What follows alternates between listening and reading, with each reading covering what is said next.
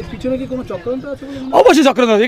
এখানে পয়সা উঠছে, এখানে পয়সা দিয়ে কাজ হচ্ছে। এখানে এমনি কোনো ভাবে পয়সা না দিলেই কাজ হবে না, পয়সা দিয়ে কাজ হচ্ছে এখানে সব। এখানকার টিএমসি নেতাদের মদত হচ্ছে। বর্তমান দাবি কি আছে?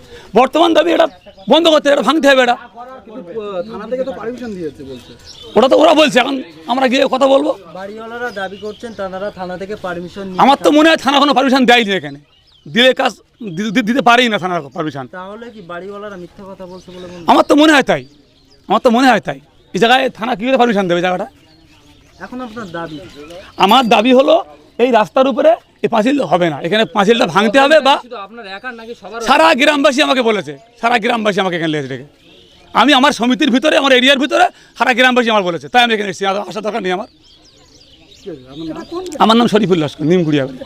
বড় গাড়ি যাবে, বড় গাড়ি ইমার্জি ধরাটা দূর করানো হলো গ্রামে। বড় গাড়িটা যাবে কি বেগে?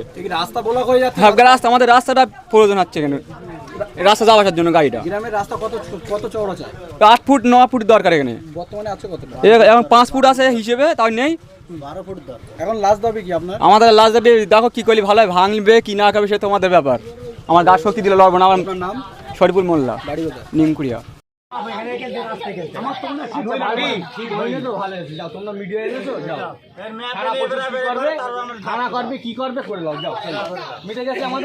আর এটা এই ইন্ধনে মইবুল আছে আমি মনে করি। এর ইন্ধন মইবুল দিচ্ছে অবশ্যই। মইবুল যদি না দেয় এই রাস্তার উপরে পাঁচিল হওয়ার কোনো সম্ভবত হয় না। দাঁড়াও, এটা কি বিচার বলে কিনা? এই যে এই জিনিসটা হয়েছে এটা কি ভালো হয়েছে? না হ্যাঁ না, এটা আমরা শুনতে চাইছি, কিন্তু আমি মনে করি এটা মইবুলির ইন্ধনে হচ্ছে। সবাই করবে, এটা মইবুলির ইন্ধনে হচ্ছে।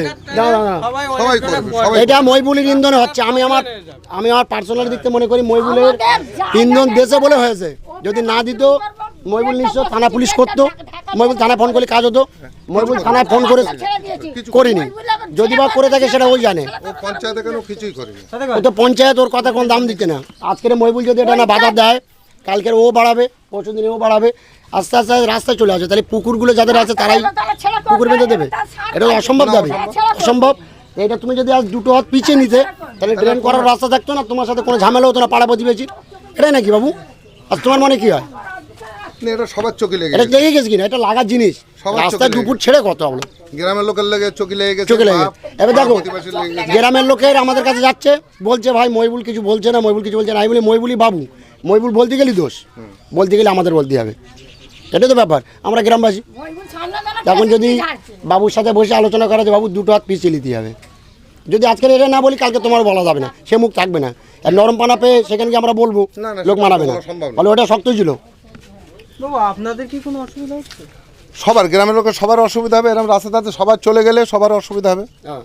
আজকের এই জিনিসটা করলো, কাল পাশে আলোচনা করবো। ওই ওনার ভাইও ঘর করছে, বলছে ওই ওখানে এ করবো বলছে। মূলত এই যে একেবারে রাস্তার উপরেই বলতে গেলে চলে। হ্যাঁ, রাস্তার উপরেই বলছে। আপনার এখন কি অভিযোগ? মানে অভিযোগ এটা না হলে ভালো হয়। এটা আপনার হ্যাঁ, এটা না হলে ভালো হয়। জলিল মোল্লা, নিয়াতি।